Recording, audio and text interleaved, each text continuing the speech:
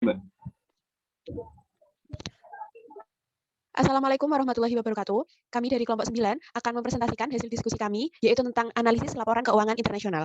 Kelompok kami terdiri dari 1. Nadifa Narawijaya dengan NIM 2018 12 223, 2. Nanda Putri Aulia dengan NIM 2019 12 030, 3. Yuyun Oktaviani dengan NIM 2019 12 135, 4. Nanda Safria Mezaroh dengan NIM 2019 12 136, dan Neval Syaifuddin dengan NIM 2019 12 189. Next slide.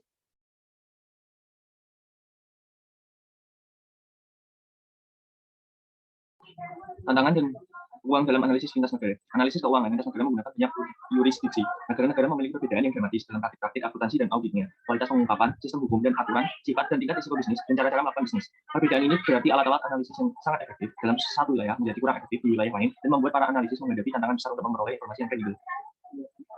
Kemudian ada kerangka kerja analisis bisnis. Palepu, Bernard, dan Haley memberikan sebuah kerangka kerja yang berguna untuk analisis bisnis dan valuasi dengan menggunakan data laporan keuangan. Tahapan analisis dari kerangka kerja yaitu analisis strategi bisnis, analisis akuntansi, analisis keuangan, analisis prospektif, dan pentingnya masing-masing tahap tergantung pada tujuan analisis. Kerangka analisis usaha ini dapat diterapkan dalam banyak keputusan situasi, termasuk analisis surat berharga, analisis kredit, analisis merger, dan akuisisi.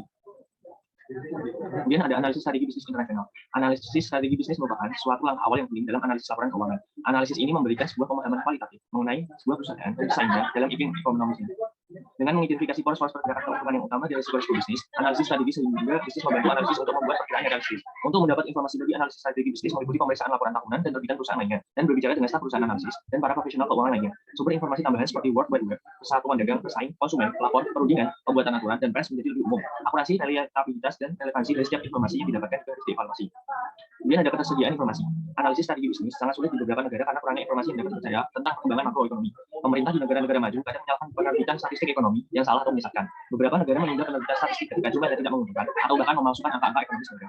Mendapat informasi di banyak negara dan kuantitatif serta kualitas informasi perusahaan juga sangat berbeda. Akhir-akhir ini, banyak perusahaan besar menuliskan dan menaikkan modal di pasar luar negeri telah mengembangkan pengungkapan mereka dan dengan sukarela beralih ke prinsip-prinsip akuntansi yang diakui secara global seperti standar laporan keuangan internasional. Kemudian ada rekomendasi untuk analisis. Batasan data membuat analisis strategi bisnis sulit untuk dilakukan dengan menggunakan metode penelitian tradisional. World Wide Web juga menawarkan akses cepat untuk informasi yang akhir-akhir ini tidak tersedia atau sulit didapatkan. Informasi negara dapat ditemukan dalam siaran internasional yang disebarkan oleh kantor, akuntan besar, bank, dan pialang. Analisis akuntansi. Tujuan analisis akuntansi adalah untuk menilai tingkatan di mana hasil-hasil laporan sebuah perusahaan menggambarkan realitas ekonominya. Para manajer perusahaan diperbolehkan untuk melakukan berbagai penilaian yang berhubungan dengan akuntansi karena mereka yang paling mengetahui tentang operasi dan kondisi keuangan perusahaannya. Fleksibilitas dalam laporan keuangan penting karena ini memungkinkan para manajer untuk menggunakan pengukuran akuntansi yang sangat menggambarkan keadaan operasi perusahaan. Haley dan koleganya menyarankan untuk mengevaluasi kualitas akuntansi sebuah perusahaan. Yang pertama, mengidentifikasi kebijakan akuntansi yang sama. Yang kedua, mengenai fleksibilitas akuntansi. Yang ketiga, mengevaluasi strategi akuntansi. Yang keempat, mengevaluasi kualitas pengungkapan. Yang kelima, mengidentifikasi potensi data berbahaya. Dan yang terakhir, menyesuaikan penyimpangan akuntansi. Tantangan dalam melakukan analisis akuntansi internasional. Yang pertama, perbedaan antar negara dalam kualitas pengukuran, kualitas dan kualitas audit. Yang kedua, belajar dan memperoleh informasi yang diperlukan untuk analisis akuntansi. Kemudian yang ketiga, perbedaan antar negara dalam kualitas pengukuran akuntansi, audit, dan audit sangat dramatis. Saran bagi analisis, para analisis harus sering bertemu dengan manajemen untuk menunjukkan pelaporan keuangan dan kebijakan akuntansi mereka.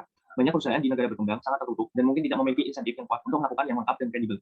Akhirnya, teknologi komunikasi seperti World Wide Web memiliki pengaruh yang sangat besar terhadap semua tahapan penelitian keuangan. Banyak perusahaan dan negara sekarang telah memiliki situs web yang membuat setiap orang tertarik menjadi lebih mudah untuk memperoleh informasi.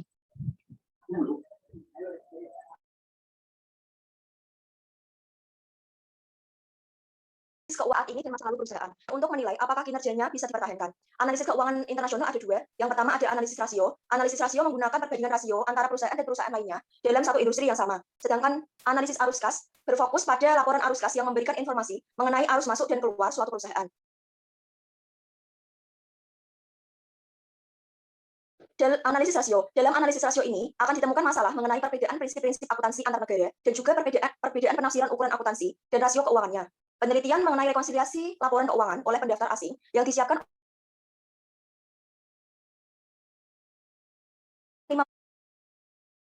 pertama ada depresiasi dan amortisasi, yang kedua biaya yang ditangguhkan atau diperbesar, yang ketiga pajak-pajak yang ditangguhkan, 4 pensiun, 5 translasi mata uang asing.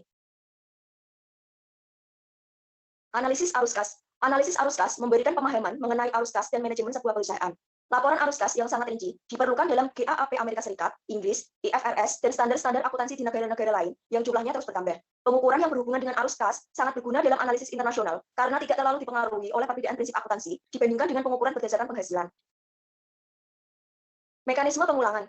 Untuk Mekanisme penanggulangan. Untuk mengatasi perbedaan prinsip akuntansi antar negara, Brown, Soibel, and Stigney menggambarkan penggunaan algoritma untuk meningkatkan perbandingan kinerja keuangan di lintas negara. Mereka mengemukakan kembali kinerja operasional perusahaan-perusahaan Jepang dan Amerika Serikat menjadi dasar laporan keuangan Jepang atau data Jepang yang menjadi dasar laporan Amerika Serikat. Mereka menyesuaikan data Jepang dan Amerika Serikat untuk mendapatkan prinsip akuntansi yang sama. Analisis prospektif internasional. Analisis prospektif internasional menggunakan dua tahap, yaitu perhitungan perkiraan dan valuasi. Para ahli dalam bidang valuasi internasional mengatakan jika setiap peraturan yang telah dipelajari di negara asal tidak akan berguna di luar negeri. Contoh dari faktor-faktor yang akan mempengaruhi perkiraan dan valuasi internasional adalah fluktuasi nilai tukar, perbedaan akuntansi, praktik dan kebiasaan bisnis yang berbeda, perbedaan pasar modal, dan lain sebagainya. Masalah-masalah lain. Analisis bisnis bisa saja dipengaruhi oleh faktor-faktor berikut. Yang pertama, akses informasi. Kedua, ketepatan waktu dari informasi tersebut. Ketiga, pertimbangan mata uang asing. Keempat, perbedaan dalam jenis dan format laporan keuangan. Kelima, batasan bahasa dan penggunaan istilah. 1. Akses informasi. Informasi mengenai ribuan perusahaan dari seluruh dunia sudah bisa didapatkan secara luas dalam beberapa tahun terakhir. Sumber-sumber informasi yang banyak dan tak terhingga bisa dilihat di World Wide Web. Banyak basis data komersial yang memberikan akses untuk data keuangan dan pasar bursa bagi sekitar 10 ribuan perusahaan di seluruh dunia. Perusahaan yang menggunakan basis data komersial biasanya adalah perusahaan-perusahaan besar yang tertarik pengguna laporan keuangan. Kedua, ketepatan waktu dari sebuah informasi. Ketepatan waktu penerbitan laporan keuangan, laporan tahunan, pengarsipan aturan, dan semua yang berkaitan dengan akuntansi berbeda di setiap negara. Untuk negara-negara seperti Brasil, Kanada, Kolombia, dan lainnya, keterlambatan laporan dirata-ratakan antara 30 sampai 60 hari. Sedangkan rata-rata keterlambatan di Argentina, Australia, Denmark, dan lainnya adalah sekitar 60 sampai 91 hari. Di Austria, Belgia, Prancis, Jerman, dan lainnya, keterlambatan informasi adalah sekitar 91 sampai 120 hari. Dan Uzbekistan, keterlambatannya melebihi 120 hari. Variabilitas dalam ketepatan waktu informasi akuntansi menempatkan beban tambahan pada pembaca laporan keuangan asing. Beban ini sangat berat bagi perusahaan-perusahaan yang keadaan operasionalnya sering berubah. Ketiga, pertimbangan mata uang asing. Akun-akun yang dinyatakan dalam mata uang asing menghadapkan para analisis keuangan dengan dua jenis masalah, yaitu kenyamanan pembaca dan isi informasi. Para pembaca memilih mata uang domestik ketika menganalisis akun mata uang asing dapat menetapkan sebuah translasi yang mudah menggunakan nilai tukar akhir tahun. Selain itu, sebuah pendekatan lain adalah dengan mentranslasikan mata uang asing ke data mata uang domestik dengan menggunakan nilai tukar tahun dasar tunggal. Walaupun laporan yang ditranslasikan memberi kenyamanan pembaca dalam memandang akun mata uang yang tidak asing, laporan-laporan tersebut bisa saja memberikan gambaran yang menyimpang. Secara spesifik, perubahan nilai tukar dan prosedur akuntansi seringkali menghasilkan ekuivalen mata uang domestik yang bertentangan dengan semua yang mendasarinya. Keempat, perbedaan format laporan. Format rata dan laporan penghasilan berbeda di setiap negara. Contohnya, di Amerika Serikat, sebagian besar perusahaan menggunakan format akun rata dengan aset-aset berada di sebelah kiri dan ekuitas di sebelah kanan. Format tersebut berbeda dengan yang digunakan di Inggris. Perbedaan format laporan keuangan, walaupun menyulitkan, tidak terlalu penting karena struktur yang mendasari laporan keuangan cukup sama di seluruh dunia. Maka, sebagian besar perbedaan format bisa diatasi dengan sedikit upaya. Yang kelima, batasan bahasa dan istilah. Perbedaan bahasa antar negara bisa menghadirkan batasan informasi bagi para pengguna laporan keuangan. Sebagian besar perusahaan yang berlokasi di negara yang tidak berbahasa Inggris menerbitkan laporan tahunan mereka dalam bahasa mereka. Perbedaan istilah akuntansi juga bisa menyebabkan kesulitan. Contohnya, para pembaca di Amerika Serikat menghubungkan istilah stok dengan sertifikat kepemilikan perusahaan. Para pembaca di Inggris sebaliknya menghubungkan istilah tersebut dengan aset perusahaan dari barang-barang yang tidak terjual. Contoh lain tentang perbedaan istilah adalah antara Inggris dan Amerika Serikat, mencangkup turnover atau hasil penjualan, serta debitur dan kreditor atau piutang dan utang dagang. Untuk selanjutnya yaitu analisis dan audit laporan keuangan. Di antaranya yaitu 1. Fungsi pembuktian. Para auditor independen melakukan fungsi pembuktian dalam laporan sebagai hasil dari kompeten luar mereka untuk meninjau informasi keuangan yang diberikan oleh direksi suatu perusahaan dan kemudian membuktikan reliabilitas, kewajaran, dan aspek kualitas lainnya. Proses ini menentukan dan mempertahankan integritas informasi keuangan tersebut. Selain keputusan dan pengaruh minat masyarakat, audit independen membawa efisiensi ke dalam proses laporan keuangan, di mana terdapat pembagian tugas dan tanggung jawab yang meminimalisir pemakaian waktu yang berlebihan. 2. Laporan audit, yaitu tentang pembuktian auditor biasanya disampaikan kepada para pembaca laporan keuangan melalui laporan audit. Laporan ini mengikuti dalam beberapa kasus, yaitu mendahului laporan keuangan utama suatu perusahaan yang ada dalam laporan tahunannya. Di antaranya yaitu ada Inggris, yaitu laporan auditor mengungkapkan tanggung jawab direktur perusahaan dan cakupan audit, dasar pendapat dan pernyataan pendapat. Neraca, laporan penghasilan dan catatan terkait harus dilindungi undang-undang standar audit untuk memperluas cakupan hingga laporan arus kas. Yang kedua yaitu Amerika Serikat. Sebuah laporan standar 3 paragraf menunjukkan perusahaan dan laporan keuangan utama yang diaudit dan menyatakan tanggung jawab direksi dan auditor. Auditor harus menunjukkan apakah audit sudah sesuai dengan standar audit secara umum. Yang 3, Swedia, meliputi persiapan laporan tahunan sesuai dengan undang-undang, penggunaan neraca dan laporan penghasilan, proposal mencakup laporan administrasi, dan juga penghentian kewajiban dari anggota Dewan Direktur dan Direktur Utama. Yang keempat, Jerman, laporan audit berisi penjelasan mengenai proses dan hasil audit termasuk laporan direksi, perkiraan perkembangan mendatang, dan laporan kesesuaian dengan regulasi hukum. Berdasarkan data yang telah diperoleh, dapat disimpulkan bahwa laporan audit berbeda secara internasional. Laporan audit di Amerika adanya dan menentukan pendapat auditor. Sedangkan laporan Jerman mengembangkan tatanan informasi untuk mencakup informasi tentang perkembangan selanjutnya. Untuk Inggris, Amerika Serikat, Swedia, Swiss, dan Norwegia, laporan perusahaan berfokus pada susunan kata pendapat auditor yang dipilih secara acak.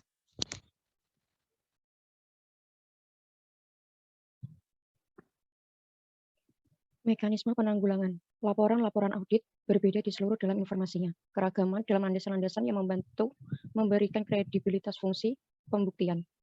Perbedaan-perbedaan tersebut mendukung panggilan untuk upaya-upaya harmonisasi internasional yang kuat dalam audit.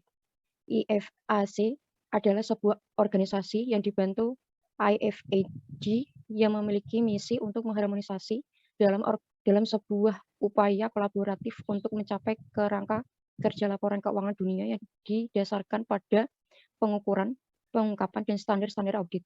Pada saat yang sama, perbedaan-perbedaan di atas khususnya dalam bidang standar-standar kemandirian dan standar-standar audit yang ditanamkan dalam sistem hukum menyarankan bahwa upaya-upaya harmonisasi global tidak akan mudah. Dengan tidak adanya harmonisasi standar-standar audit para abalisis, yang ada di negara entitas bisnis di mana laporan keuangannya sedang benar-benar diteliti. Jika hal ini gagal, mengharuskan analisis keuangan untuk perusahaan-perusahaan yang keuangannya telah diaudit oleh firma audit yang baik dan integritasnya merupakan salah satu pilihan keunggulan. Audit internal, efektivitas sistem kontrol internal suatu perusahaan sama pentingnya karena sistem tersebut memberikan lebih banyak sistem yang tepat waktu daripada yang diberikan oleh auditor dari luar perusahaan. Aktivitas jasa yang membentuk dan mengawasi sistem kontrol internal suatu perusahaan adalah fungsi dari audit internal. Fungsi audit internal juga sebagai alat bantu langsung agar memudahkan para auditor internal karena mereka mendapatkan akses langsung kepada manajemen tingkat atas. Faktor-faktor lain yang membantu menjelaskan pertumbuhan dan pengakuan serta pentingnya audit internal adalah satu, akuntabilitas direksi perusahaan yang semakin meningkat. Dua, meningkatnya kompleksitas organisasi khususnya pada perusahaan-perusahaan multinasional. Tiga, banyaknya penggabungan akuisisi dan restrukturisasi perusahaan. Empat, meningkatnya penggunaan pembayaran elektronik dan transfer lainnya untuk tujuan terlarang. Lima, meningkatnya kepercayaan pada audit internal oleh auditor-auditor luar dan meningkatnya persyaratan regulasi untuk kinerja audit internal yang sejajar dengan SOX.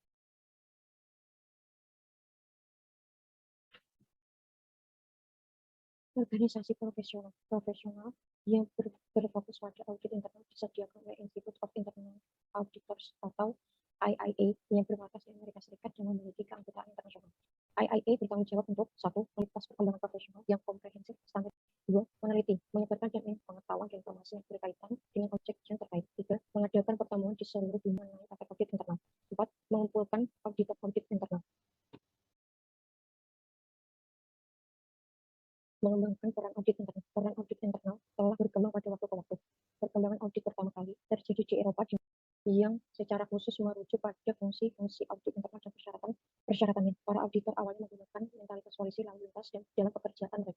Mereka sangat bertanggung jawab untuk menentukan tingkat kesesuaian dengan kebijakan rencana dan prosedur yang sudah ada, membuktikan aset-aset suatu perusahaan yang menyesuaikan prosedur dan kas yang ada dengan catatan akuntansi. Kemudian auditor internal mencoba menangkap basah manajer yang melakukan kesalahan, padahal hal tersebut tidak berguna dalam hal merusak kesehatan perusahaan. Kemudian dibentuk sebuah pemerintah bagi para auditor internal untuk meningkatkan nilai mereka terhadap perusahaan yang sedang berjalan. Salah tiga dari sebuah pemerintah tersebut adalah meningkatkan dialog dan direksi atas dan direktur untuk menentukan sasaran audit internal dengan nilai yang bertambah dengan jelas. Kemudian ada meluruskan untuk memenuhi harapan para pemegang saham utama, dan yang ketiga berpikir dan bertindak secara strategis. Sekian presentasi dari kelompok kami. Jika ada salah dan kurangnya mohon dimaafkan. Wassalamualaikum warahmatullahi wabarakatuh.